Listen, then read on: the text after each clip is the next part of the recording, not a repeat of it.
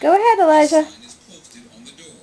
Very disturbing today's times that there still are people out there Take a get few involved in steps. this type of activity and are in it for the wrong reason. And perhaps even more disturbing is this.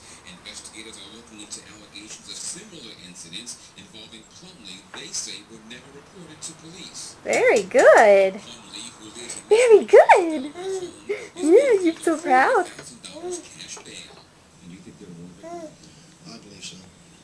I believe that people will contact us now and Take a few more. will contact us even though if it didn't Take a happen few in our more. family, please contact You're almost us and there. coordinate with them You're to almost make there. it happen. Now, investigators want parents to talk to their kids that had any contact at all with Plumlee. Beyond that, they're asked to call police. Live in Woodbury, Byron Scotts, NBC 10 News.